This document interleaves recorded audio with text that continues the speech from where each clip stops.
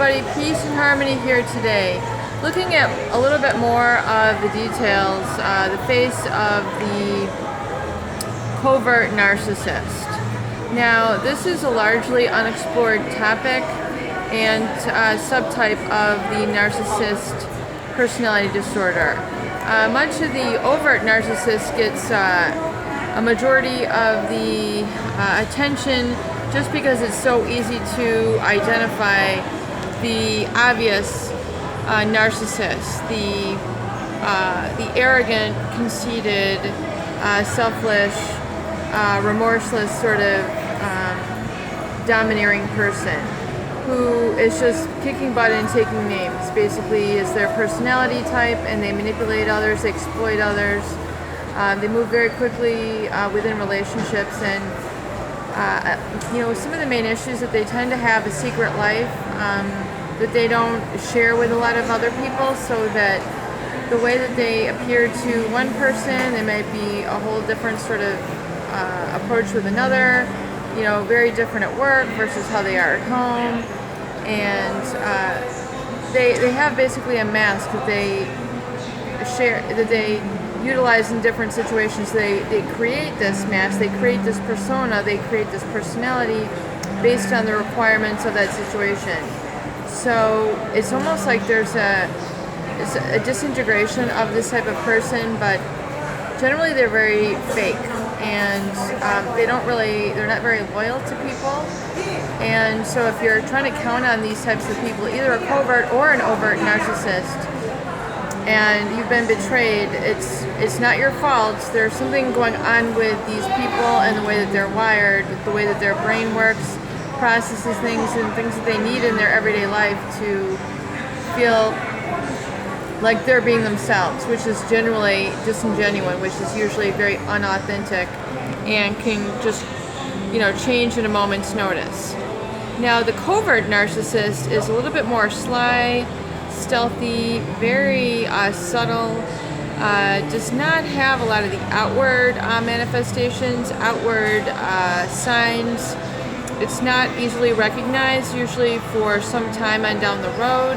When you start to really feel, maybe before even exposing them, you're starting to feel that something is just not imbalanced within the relationship.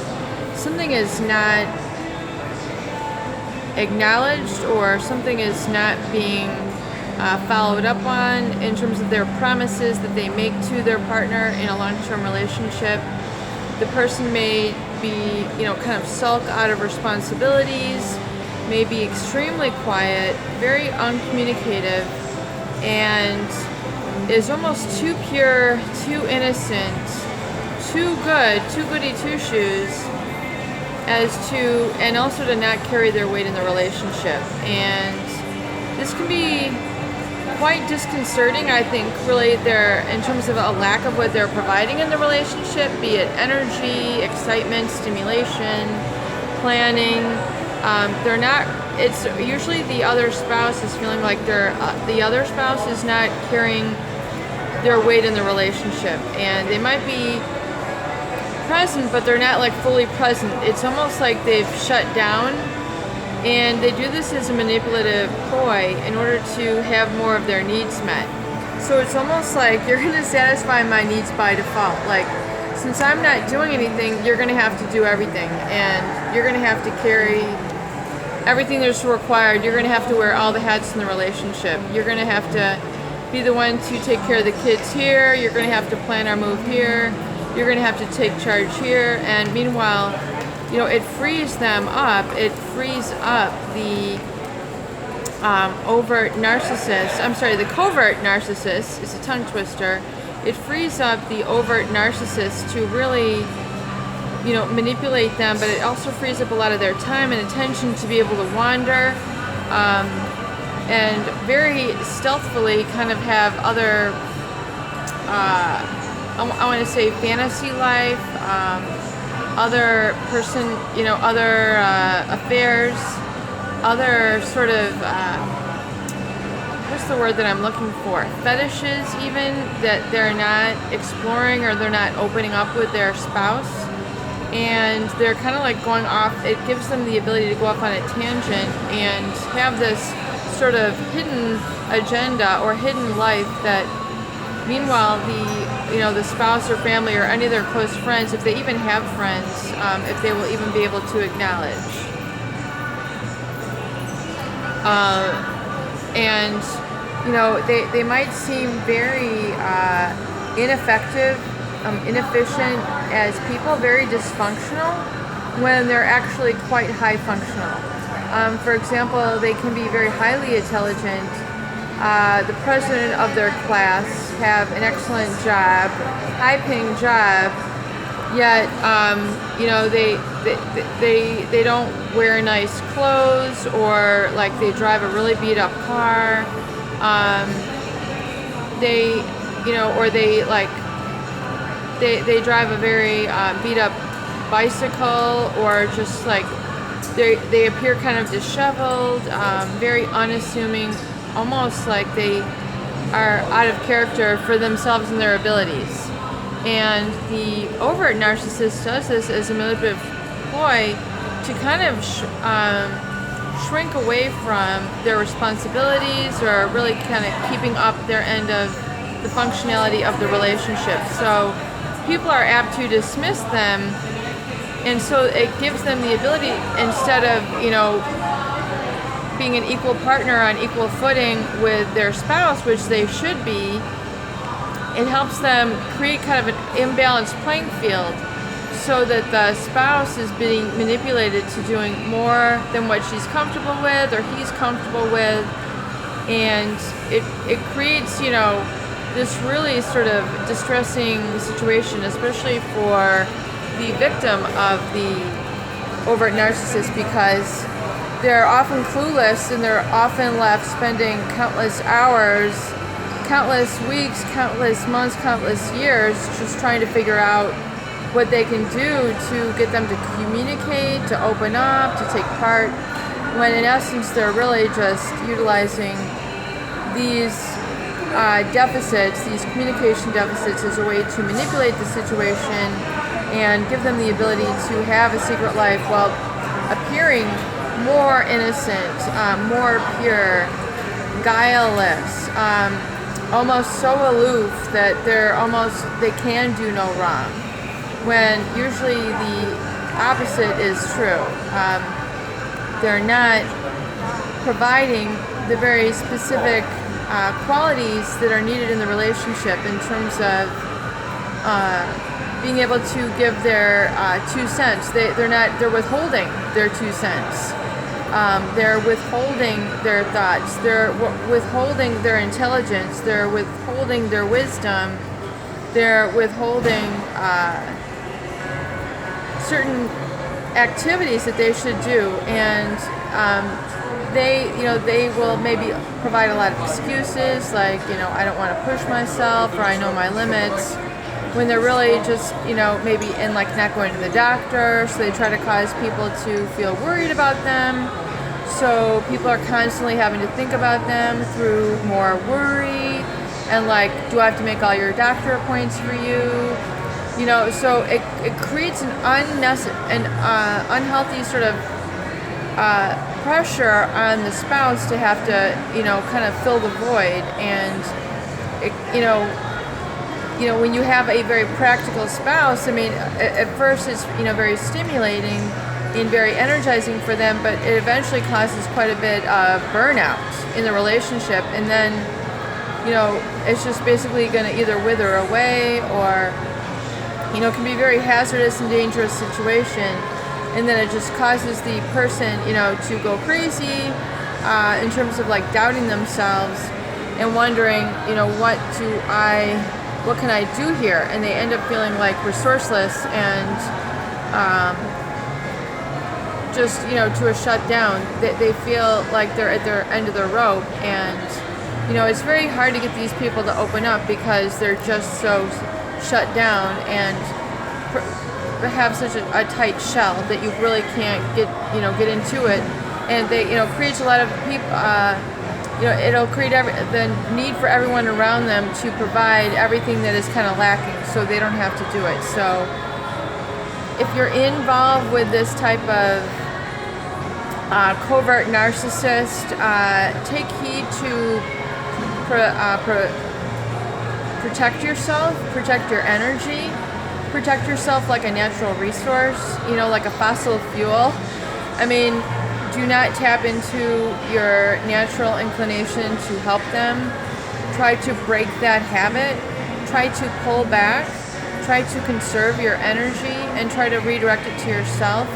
If they have abused you in terms of enabling you, from, maybe causing you to drink a lot so that, you can't function, causing you to overeat. I mean, who knows the tactics that they're using to manipulate you. Enabling you, though, so that maybe you can't get the education that you need. You can't get the physicality that you need. You don't have the time that you need to get out with your friends. You don't have the money, maybe, that you need to go and do things for yourself because, the money is now, tied up in some sort of other project for the house now. I mean, these are all very sort of stealthy, blameless. I mean, it's blameless. I mean, honey, you drank it, honey, you ate it, honey, you wanted the house to be this and this way, but yet it's a way to, in a very guileless, who, me? I mean, it's just like,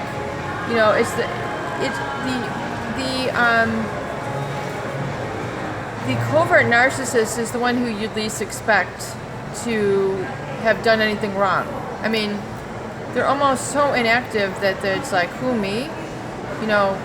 Really? How could you even assume me? When you don't realize that they're very underhanded in their manipulation. And again, it's part of their dysfunction. It's just who they're going to be. Unless you somehow upset the apple cart and, start pulling the apple cart more in your direction so that they have to come running and they have to, but even do you want them to is more the question. Protect your energy, protect your interests, work on the recovery journal. It's the same path of recovery for yourself, just as the one who had been abused by the very arrogant narcissist. It's like two ends of the spectrum. It's like two extremes. But the person in recovery needs the same thing. You need to work the recovery journal that we're discussing here in this channel, which is getting a notebook for yourself that's specifically called your recovery journal, and it's having different sections and attending to what you want to do, who you want to become, things you want to have, your goals, and looking at, the lessons that you've learned.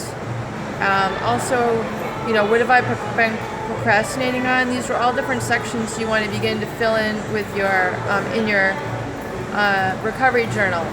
And all these different sections can be filled in with either writing the items out or actual pictures, of the item itself. The mind responds very well to actual visual stimuli. So if you want a boat, you want a chateau or whatever you call those, you want to have a weekend and a chateau vacation, or you want to own a boat, or you want to own a business, or you want to have a horse farm. Cut out pictures of all these different things that you want, get a magazine, and with these type of pictures of things that you want for yourself, which the narcissist has been limiting you or holding you back from, cut out these pictures, get a glue stick, glue them onto these pages, or glue them onto a poster board that you can get at a cheap store, like in this scholastic aisle, and cut out these pictures and keep them in front of yourself, and have your pages, this is what I want, and then who do I want to become? And a lot of the who do I want to become can be emotional qualities. You can have, pictures of serene waters, tranquil sunsets, Maybe, if you want to be more energized, fireworks, Disney World, a big tidal wave. I want to make big change.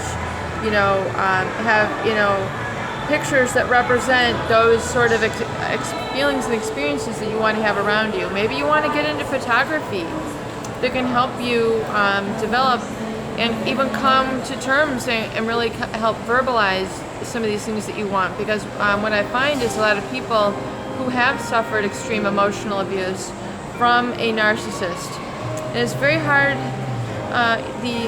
to pinpoint and to see, because emotional abuse is from your emotion. It's your energy in motion. That's what energy or motion is.